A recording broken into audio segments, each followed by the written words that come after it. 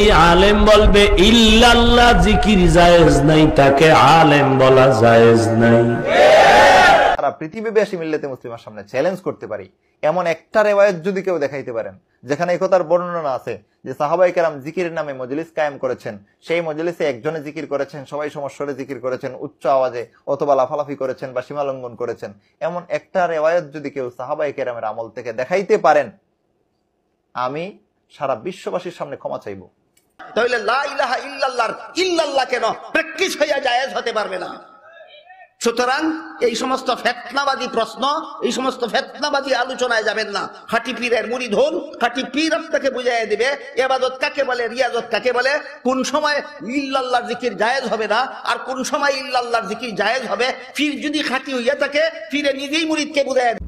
ধর্মের নামে ধর্ম মনে করে, নেকি মনে করে যা কিছু করা হবে, যদি সেটা ইসলামে প্রমাণিত না হয়, সেটা হচ্ছে বিদআত। কুল্লু মুহদাসাতিন ফিদ-দীনি বিদআত। ধর্মের ক্ষেত্রে, দুনিয়ার ক্ষেত্রে না, দ্বীনের ক্ষেত্রে নতুন কাজ হচ্ছে বিদআত। জি, বিদআত বিদআত বিদআত। ধর্মের নামে নতুন কাজ বিদআত, আর বিদআত করলেই সেটি হচ্ছে গুমরাহি, আর গুমরাহির পরিণাম হচ্ছে জাহান্নাম। সারা পৃথিবীবাসী মিল্লাতে মুসলিমার সামনে চ্যালেঞ্জ করতে পারি, এমন একটা রিওয়ায়াত যদি কেউ দেখাইতে পারেন যেখানে এই কথার বর্ণনা আছে যে সাহাবায়ে কেরাম জিকিরের নামে মজলিস কায়েম করেছেন, সেই মজলিসে একজনে জিকির করেছেন, সবাই সমস্বরে জিকির করেছেন, উচ্চ আওয়াজে অথবা লাফালাফি করেছেন বা সীমালঙ্ঘন করেছেন, এমন একটা রিওয়ায়াত যদি কেউ সাহাবায়ে কেরামের আমল থেকে দেখাইতে পারেন, আমি সারা বিশ্ববাসীর সামনে ক্ষমা চাইব।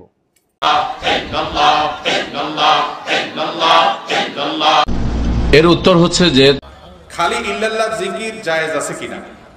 ভাই, জিকির হবে লা ইলাহা ইল্লাল্লাহ, আর ইবাদতের ক্ষেত্রে জায়েজ খুঁজতে হয় না, সুন্নাত খুঁজতে হয়। কি খুঁজতে হয়? সুন্নাহ খুঁজতে হয়। আমাদের নবী করিম সাল্লাল্লাহু আলাইহি সাল্লাম ইল্লাল্লাহ জানতেন, লা ইলাহা ইল্লাল্লাহ জানতেন। তিনি জিকির করছেন লা ইলাহা ইল্লাল্লাহ, তিনি কখনো ইল্লাল্লাহর জিকির করেননি। তা আমি ইবাদত তো করব নবী করিম সাল্লাল্লাহু আলাইহি সাল্লামের পদ্ধতি অনুযায়ী। ইল্লাল্লাহ ইল্লাল্লাহ জিকির যতবার করবে ততবার সে কবিরা গুনাহ করবে, বেদাতি গুনাহ করবে। ইল্লাল্লাহ জিকিরকে যারা জায়েজ মনে করেন না, মুরব্বিয়ানে কেরাম, ওলামায়ে কেরাম তাদেরকে জাহেল মনে করেন। ইল্লাল্লাহ মানে আল্লাহ ছাড়া। আল্লাহ ছাড়া কি? আগের লা ইলাহা বাদ দিলেন, আর কালেমারে ভাগ করে এক অংশ বাদ দিয়ে আরেক জিকির করেন। আছে আমাদের দেশের লোকেরা আবেগে করে এটা, কিন্তু তাদের কাছে এটা ইলম নাই। কালেমা করতে হবে, তাম্মাত কালিমাতু রাব্বিকা সিদকান ওয়া আদলা। আল্লাহ পাকের এই কালেমাটাকে সততা এবং ইনসাফের দিক থেকে এটা কমপ্লিট। লা ইলাহা ইল্লাল্লাহ কমপ্লিট করবেন, ওই ইল্লাল্লাহ ইল্লাল্লাহ করবেন না। জিকির করতেছে ইল্লাল্লাহ ইল্লাল্লাহ, অনেক জিকির দেখবেন, অনেকে আবার লা ইলাহা ইল্লাল্লাহ গোপন করে ইল্লাল্লাহ বড় করে পড়তেছে। এই জাতীয় জিনিস মুহাম্মদ রাসূলুল্লাহ সাল্লাল্লাহু আলাইহি ওয়াসাল্লাম কখনো কাউকে শিক্ষা দেননি। এই সবই হচ্ছে বানোয়াট পদ্ধতি। এইটা কি লা ইল্লাল্লাহ মানে কি? ইল্লাল্লাহ মানে আল্লাহ ছাড়া, আল্লাহ ছাড়া, আল্লাহ ছাড়া। হাজার হাজার মানুষ একসাথে বলতেছে আল্লাহ ছাড়া। পাগল, মজনুন। নবী করিম সাল্লাল্লাহু আলাইহি ওয়াসাল্লাম তার 23 বছরের জিন্দেগীর ভিতরে একটা সেকেন্ড এরকম জিকির করেন নাই। আপনারা হাদিস চাইবেন, একজন পীর সাহেব জিকির শিখালেন না, পাগলের মতো দৌড়াবেন কেন? তাকে প্রশ্ন করুন, হাদিস দেখান। আমরা কোন পীরের গোলাম হতে চাই না, এমনকি নবীর গোলামও নই। আমরা নবীর উম্মত। গোলাম কার? এক আঙ্গুল আকাশের দিকে উচ্চ করে বলেন গোলাম কার? আবার ইল্লাল্লাহ জিকিরের বিধান কি? ইল্লাল্লাহ জিকির হারাম। ইল্লাল্লাহ কোন জিকির নাই দুনিয়াতে। একজন ভাই বলতেছে ইল্লাল্লাহ জিকির করা যাবে না, এটা কই পাইছো দেখাও, কোন হাদিসে পাইছো, কোথায় পাইছো? ইবাদতের ক্ষেত্রে, সুন্নতের ক্ষেত্রে যিনি বলবেন এটা ইবাদত, এটা সুন্নত, দলিল দেখাবেন তিনি। যিনি বলবেন এটা ইবাদত না, এটা সুন্নত না, এটা বেদাত, তিনি দলিল দেখানো লাগবে না। তার কাছে দলিল চাওয়া হলো জাহালতি, মূর্খতা। এজন্য আমি একটা উদাহরণ দিই সব জায়গায়, বলি যে আমার ভাইয়েরা, পার্শ্ববর্তী যে বাড়িটা দেখতেছেন, শুনে রাখেন, এই বাড়িটা কিন্তু আমি ডক্টর ইমাম হোসেনের না, বাড়ি এটা কিন্তু আমার না। আপনারা সবাই বললেন শায়েখ আপনি ঘোষণা দিচ্ছেন বাড়ি এটা আপনার না, এই বাড়ি এটা যে আপনার না, আপনি আজকে দলিল দেখায় যাইতে হইব। দলিল পত্র সব দেখাই যাবেন, বাড়ি এটা যে আপনার না। আপনারা যদি ত্রিমোহনীর বাইরা যদি 1 মাস পর্যন্ত আমাকে ধরে রাখেন, দলিল দেখাইতে পারবো কিনা? দলিল কোথা থেকে দেখাবো? দলিল নাই বলে তো আমি ঘোষণা দিচ্ছি যে ভাই বাড়ি এটা কিন্তু আমার না। ইল্লাল্লাহ জিকির, আসলে জিকিরটা খণ্ডিত করা ঠিক হবে না। লা ইলাহা ইল্লাল্লাহ, যদি অনেকে বলে ইল্লাল্লাহ দ্বারা লা ইলাহা ইল্লাল্লাহ বোঝানো হয়, তারপর আল্লাহ রাসূল যেহেতু এই জিকির করেনি, আমরা করব না। একজন পীরের মুরিদ উচ্চস্বরে ইল্লাল্লাহ ইল্লাল্লাহ জিকির করে, এই কারণে বাড়িতে অসুস্থ মানুষ ঘুমাতে পারে না। এই ধরনের লোক মসজিদ মাদ্রাসার সভাপতি হতে পারবে কিনা? হ্যাঁ, ইল্লাল্লাহ ইল্লাল্লাহ জিকির যতবার করবে ততবার সে কবিরা গুনাহ করবে, বেদাতি গুনাহ করবে। কারণ এটা একটা বেদাত, সে তরিকা চেঞ্জ করেছে। মুহাম্মদ সাল্লাল্লাহু আলাইহি সাল্লামের জিকিরে যে শেইপটা ছিল, শেইপ চেঞ্জ করে দিয়েছে। বড় অপরাধী, বড় পাপী। কারণ এটা ছাঁচ, একটা ডিজাইন চেঞ্জ করে দেওয়া, বুঝেন না? এটা সিস্টেম লস করে দেয়া, ভয়াবহ পাপী। আশহাদু আল্লা ইলাহা ইল্লাল্লাহ জিকির হলো আফদালুজ যিকরি লা ইলাহা ইল্লাল্লাহ, সর্বশ্রেষ্ঠ জিকির হলো লা ইলাহা ইল্লাল্লাহ। লা ইলাহা হলো নফি, ইল্লাল্লাহ হলো ইসবাত। লা ইলাহা হলো নেগেটিভ তার, ইল্লাল্লাহ হলো পজিটিভ তার। 2 তার একসাথে না হলে বাতি জ্বলে, মাইক চলে? 2 তার এট এ টাইম একসাথে লাগাইতে হবে, মাঝখানে বিরতি নেই। লা ইলাহা ইল্লাল্লাহ একসাথে বলতে হবে। লা ইলাহা বলে ওয়াকফ করা হারাম। শুধু ইল্লাল্লাহ জিকির জায়েজ আছে কিনা? ইল্লাল্লাহ ইল্লাল্লাহ ইল্লাল্লাহ, রাসূল বলেন আফজালুজ যিকরি লা ইলাহা ইল্লাল্লাহ, শ্রেষ্ঠ জিকির হলো লা ইলাহা ইল্লাল্লাহ। রাসূল বলেছেন 2টি জিকির আছে মিজানের পাল্লায় সবচেয়ে ভারী হবে, সুবহানাল্লাহি ওয়া বিহামদিহি সুবহানাল্লাহিল আযীম। রাসূল তাআলা কোরআনে বলছে উযকুরুল্লাহ কামা আল্লামাকুম, তোমরা আল্লাহর জিকির করো যেভাবে তিনি তোমাদের জিকির শিখিয়েছেন। কথা ক্লিয়ার? আমরা কি আল্লাহর শিখানো, রাসূলের শিখানোটা করব না বানাবো? কথা বলেন না কেন? শিখানোটা না বানানোটা? আমরা কি নিজেরা যুক্তি দিয়ে কিছু জিকির বানাবো? আমি এক পীরের দরবারে গেলাম ছাত্র জীবনে, দেখি জিকির করছে প্রথমে লা ইলাহা ইল্লাল্লাহ, পরে করছে আল্লাহু আল্লাহ, পরে করছে ইল্লাল্লাহ ইল্লাল্লাহ, পরে করছে হু হু হু হু। তো জিকিরের পরে আমার এক উস্তাদ সেখানে ছিলেন, আমি উনাকে বললাম যে উস্তাদ সবটা তো বুঝলাম, হু হু হু হু এটা তো বুঝলাম না। তো উনি কয় না, এটাও জিকির কোরআনে আছে, লা ইলাহা ইল্লাহু। এখন আমাদের পিসাব পরেরটাও নেয়, অন্যরা তো অন্যটি নেয়, আল্লাহ নেয়, ইল্লাল্লাহ নেয়, উনি হুডাও নিচ্ছে। কোরআনে তো আছে, ছোট মানুষ তো বুঝি নেয়, চলে আসছি। কিন্তু এখন তো বুঝে আসছে হু হু হু হু, এটা কি জিকির হয়? তাহলে তো কোরআনে ফেরাউনও আছে। কথা বলেন না কেন? ফেরাউন শব্দ কোরআনে আছে না নাই? তা আপনি হু ফাইল হু হু করবেন, তো ফেরাউনও করেন। কোরআনে ইবলিস আছে না নাই? এটাও কি জিকির হবে? যুক্তির নাম ইসলাম নয়, দলিলের নাম ইসলাম।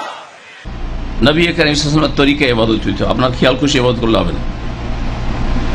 আপনি বেদাতি জিকির ছাড়ছেন, হ্যাঁ, হু হু আর ইল্লাল্লাহ আর আল্লাহু আল্লাহু করছেন।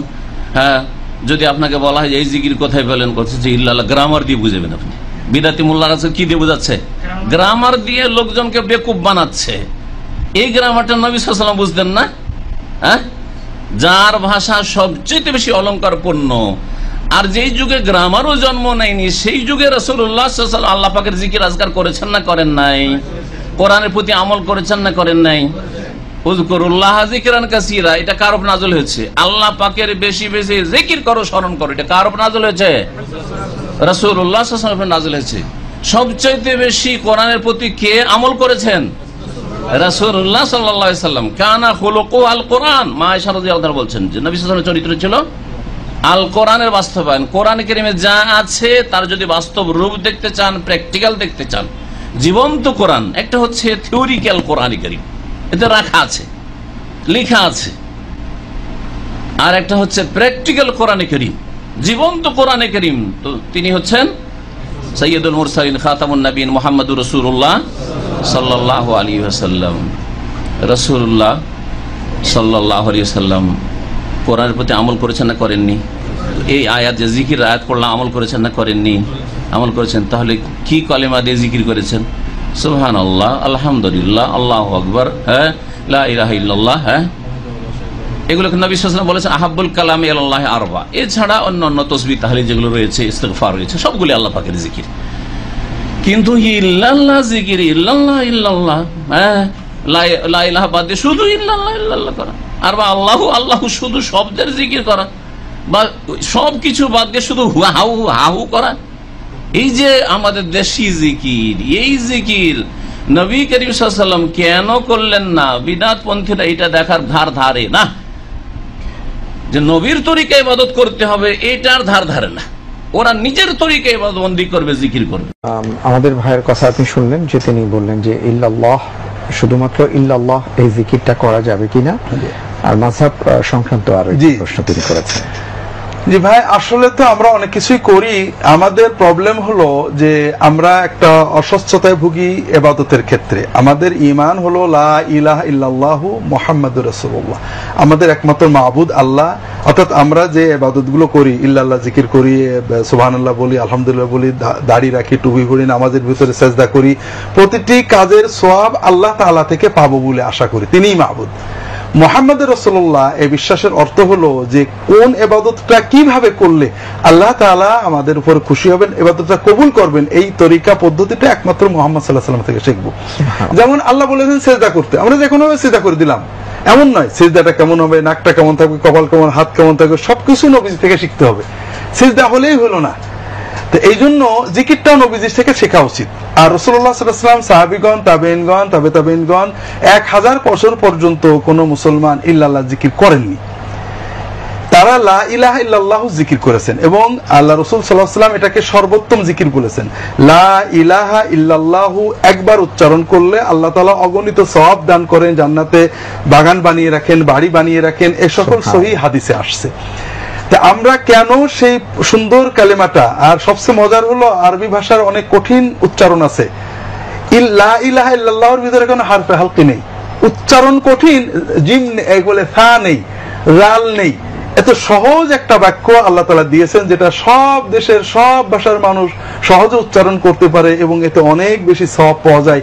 এটাকে অর্ধেক ভেঙে আমরা কেন করব?